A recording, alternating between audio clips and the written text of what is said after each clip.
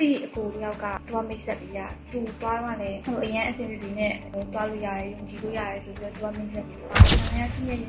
ဆန်းဝေးမှာတက်သွားဆန်းဝေးကိုညီမလေးဘာဖြစ်လို့ရွေးဖြစ်သွားတာလဲဘေးကနေပြီးတော့လည်းလူ shopping mall တွေပိုင်းနဲ့အဲ့လိုရောရှိရဲနောက်ပြီးတော့အဲ့မှာကတကယ်ချင်းနေနဲ့တက်နေရတယ်နောက်ပြီးတော့သူတို့ကလည်းအဲ့မှာသူတို့တက်ရအဆင်ပြေအဲ့လိုမျိုးပြောဒီ18ရက်နေ့ကြာလို့ရှိရင်ညီမလေးကမလေးရှားကိုသွားတော့တယ်နော်အဲ့တော့ညီမလေးကလက်ရှိစိတ်ထဲမှာဘယ်လိုမျိုးခံစားနေဘယ်လိုမျိုးဖြစ်နေ emotion တွေတစ်ချက်လား nervous ဖြစ်တယ်နောက်ပြီးတော့ excited ဖြစ်တယ်ဟုတ်ကိုတို့ unit လေးမလေးရှားကိုညီမလေးဘယ်ကနေပြန်မှစတည်အတိအကိုတယောက်ကသွားမိတ်ဆက်ပြီးသူသွားတော့လည်းအရင်အဆင်ပြေပြီးနဲ့သွားလို့ရတယ်ယုံကြည်လို့ရတယ်ဆိုပြီးတော့သူကမိတ်ဆက်ပြီး rating ပေးမယ်ဆိုလို့ရှိရင်10 out of 9.8 out of 10 okay thank you so why agent အကိုကအရန်ကူညီပေးတယ်နောက်ပြီးတော့စကားပြောရလည်းအရန်ဖော်ပြီးပြောလို့ဘာနေနေပြောလို့ရတယ်အရန် welcome ဖြစ်တယ်လာမယ့်22ရက်နေ့ gathering ကိုညီမလေး join ပြအောင်ဟုတ်ကဲ့